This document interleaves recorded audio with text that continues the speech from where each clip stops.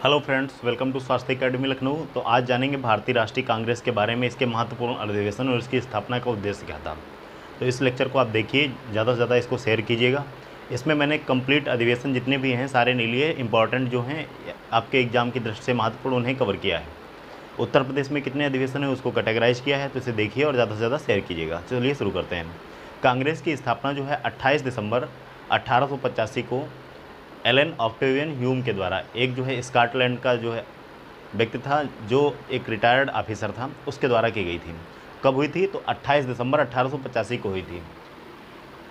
इसके बारे में और चीज़ें जानेंगे कि इसको बहुत लोगों ने क्रिटिसाइज़ किया, कुछ लोगों ने अपने अपने अलग अलग मत दिए। कांग्रेस की स्थापना को जो मेन ऑब्जेक्टिव था, तो अंग्रेजियों ने इसकी स्थापना अपने सेफ्टी वालों के रूप में की थी, लेकिन यह इसके विपरीत हो गया। बाल गंगाधर तिलक ने कांग्रेस को कहा था कि ये एक भीख मांगने वाली संस्था है। अगला है कर्जन। कर्जन ने कहा था कांग्रेस के बारे में कि कांग्रेस अपने पतन की ओर लड़खड़ाते हुए जा रही है और मेरी दिली इच्छा है कि मैं ऐसा होता हुआ देखूं इसे। तो ये किसने कहा था? कर्जन ने कहा था। ये स्टेटमेंट में क्वेश्चन अलग अलग पीसीएस में पूछे जाते हैं, तो इसे याद रखिएगा। अगला है डफरिन। डफरिन ने कहा था कि ये जो है सूक्ष्मदर्शी अल्पसंख्यकों का प्रतिनिधित्व करती है। ये जो कांग्रेस है ये सूक्ष्मदर्शी यानी कि मुट्ठी भर लोगों का प्रतिनिधित्व करती है। ये किसने कहा था? डफरिन। और याद रखिएगा कि कांग्रेस की स्थापना के समय जो भारत के वायसराय थे कौन थे? डफरिन थे। यहाँ से भी क्वेश्चन बनता है। अगला है फिरोज शाह मेहता। तो फिरोज शाह मेहता ने कहा था कि कांग्रेस की आवाज़ जनता की आवाज़ नहीं है। तो ये इंपॉर्टेंट 3-4 स्टेटमेंट हैं जो अक्सर पूछे जाते हैं, तो इसे नोट डाउन करिए और याद करिएगा। अब आगे देखते हैं कि इसके महत्वपूर्ण अधिवेशन कौन कौन से। उत्तर प्रदेश में कौन अधिवेशन हुए हैं? उत्तर प्रदेश की परीक्षाओं की दृष्टि से महत्वपूर्ण रहेगा। पहला अधिवेशन जो हुआ था इसका 1885 में इसकी स्थापना हुई थी और बम्बई में इसका प्रथम अधिवेशन हुआ था। स्थापना कहाँ हुई थी? तो इसके बम्बई के जो है गोकुल दास तेजपाल संस्कृत महाविद्यालय में इसकी स्थापना हुई थी। पहले अधिवेशन में इसमें 72 प्रतिनिधियों ने भाग लिया था। तो यहाँ से भी क्वेश्चन बनता है कि कांग्रेस की स्थापना के समय इसमें कितने प्रतिनिधि थे? तो 72 प्रतिनिधियों ने इसमें भाग लिया हुआ था। 28 दिसंबर 1885 को इसकी स्थापना हुई थी। पहला अधिवेशन कहाँ हुआ था? तो 1885 में हुआ था। इसकी अध्यक्षता किसने की थी? तो WC बनर्जी यानी व्योमेश चंद्र बनर्जी ने इसकी अध्यक्षता की थी। दूसरा ध्यान रखिएगा 1886 में कहाँ हुआ था? कलकत्ता में हुआ था। इसका वार्षिक अधिवेशन होता था और ये जगह जगह पे होता रहता था, यानी हर प्रांत में लगभग इसके आयोजन होते रहते थे। ऐसा इसलिए होता था कि क्यों कांग्रेस को एक क्षेत्रीय संस्था न माना जाए। दूसरा अधिवेशन 1886 में कलकत्ता में हुआ था और इसकी अध्यक्षता दादा भाई नौरोजी ने की थी। तीसरा अगर देखेंगे तो तीसरा इंपॉर्टेंट है, यहाँ से क्वेश्चन बनता है। ये हुआ था आपका 1887 में यानी कि मद्रास में, और इसकी अध्यक्षता जो की थी बदरुद्दीन तैयब जी ने की थी और ये फर्स्ट मुस्लिम कांग्रेस के अध्यक्ष थे। ध्यान रखिएगा, क्वेश्चन पूछा जाता है कांग्रेस के प्रथम मुस्लिम अध्यक्ष कौन थे? तो बदरुद्दीन तैयब जी थे। और इन्होंने कब अध्यक्षता की थी? तो 1887 में इसकी अध्यक्षता की थी। अगला क्वेश्चन है, पूछा जाता है कि कांग्रेस का प्रथम अंग्रेज अध्यक्ष कौन था? तो जॉर्ज यूल नाम था इनका, और ये चौथे अधिवेशन में लखनऊ में हुआ था 1888 में। इसकी अध्यक्षता किसने की थी? जॉर्ज यूल ने की थी। तो इंपॉर्टेंट है, नोट डाउन। ये सारे फैक्ट जो है किसी न किसी एग्जाम में पूछे गए हैं। अगला 5वां छठा छोड़ देते हैं, कोई मतलब नहीं है इसका। 12वां जो है इंपॉर्टेंट है, ध्यान रखिएगा।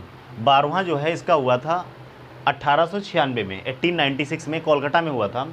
और यहाँ पे इम्पोर्टेंट क्यों है? इसके अध्यक्ष जो थे रहमतुल्लाह सयानी थे। पहली बार वंदे मातरम यहाँ पे जो है गाया गया था। तो वंदे मातरम जो है पहली बार गया था कांग्रेस के 12वें अधिवेशन में। कहाँ पे? 1896 में कोलकाता में, इसलिए इंपॉर्टेंट हो जाता है। यहाँ से क्वेश्चन कई बार पूछा गया, इसे नोट डाउन कर लीजिएगा। अगला जो है 22वां ध्यान रखिएगा, 1906 में हुआ था। ये भी आपका कलकत्ता में हुआ था। क्यों? बंगाल जो है क्रांतिकारियों का गढ़ था। और यहाँ पे ये 22वां जो अधिवेशन हुआ है ये क्यों ज़रूरी है? यहाँ से क्वेश्चन बनता है कि पहली बार स्वराज शब्द का प्रयोग किस अधिवेशन में हुआ था? तो कांग्रेस के 22वें अधिवेशन 1906 में कोलकाता में जो हुआ था, तो यहाँ पे पहली बार स्वराज शब्द का प्रयोग किया गया था। नेक्स्ट है 1907 में सूरत अधिवेशन। तो पहली बार कांग्रेस का विभाजन 1907 के सूरत अधिवेशन में हुआ था, जिसकी अध्यक्षता किसने की थी? डॉक्टर रास बिहारी बोस ने की थी। तो ये भी इंपॉर्टेंट है, ध्यान रखिएगा। पहली बार स्वराज शब्द का प्रयोग कब किया गया? तो 1906 के कलकत्ता अधिवेशन में। पहली बार कांग्रेस का विभाजन 1907 के सूरत अधिवेशन में हुआ।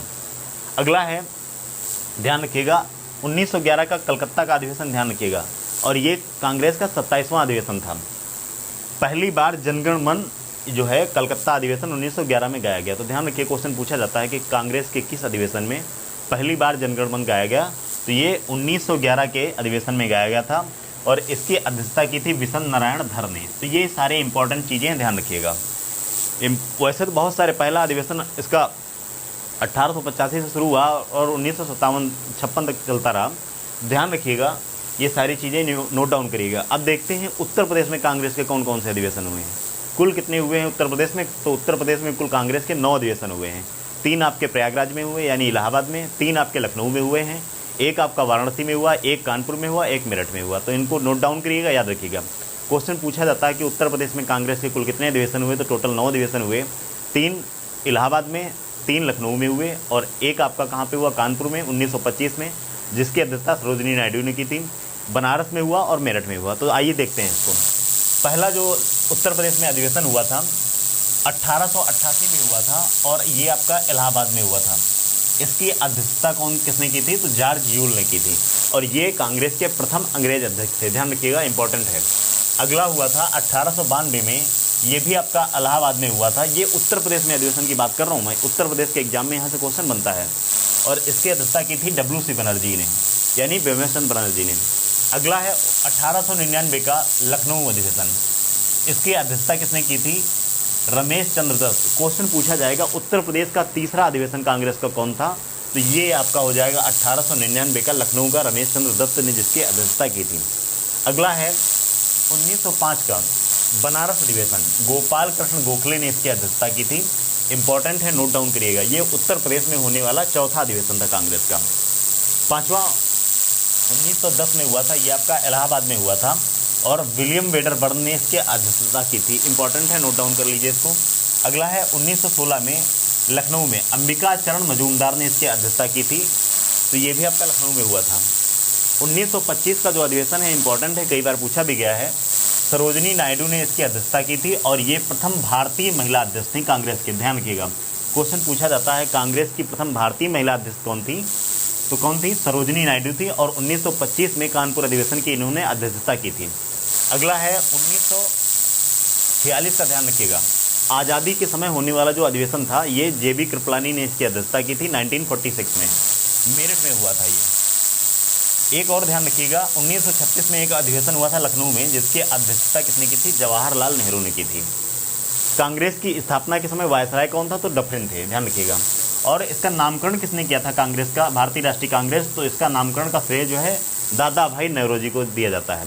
इसकी पूर्वगामी संस्था कौन थी? तो इंडियन नेशनल यूनियन थी, 1884 में बनी थी, जिसको बाद में भारतीय राष्ट्रीय कांग्रेस का नाम दिया गया। स्टेटमेंट मैं आपको बता ही चुका हूँ, तो ध्यान रखिएगा। इलाहाबाद में 3 अधिवेशन, लखनऊ में 3, 6 हो गए। 1 आपका कानपुर हुआ, 1 बनारस हुआ और 1 मेरठ में हुआ। तो टोटल उत्तर प्रदेश में कांग्रेस के कुल 9 अधिवेशन हुए हैं। अब क्वेश्चन पूछा जाता है कि कांग्रेस का कौन सा अधिवेशन गांव में हुआ था? तो कांग्रेस का गांव में अधिवेशन एक हुआ था 1937 में, फैजपुर में हुआ था। तो गांव में आयोजित प्रथम अधिवेशन जो हुआ था ये फैजपुर अधिवेशन हुआ था 1937 में, 1937 में, जिसकी अध्यक्षता जवाहरलाल नेहरू ने की थी। ध्यान रखिएगा। क्वेश्चन पूछा जाता है कि किस अधिवेशन में महात्मा गांधी ने भाग लिया था? तो 1924 के बेलगाम अधिवेशन में महात्मा गांधी ने कांग्रेस के अधिवेशन में भाग लिया होता और इसकी अध्यक्षता की थी।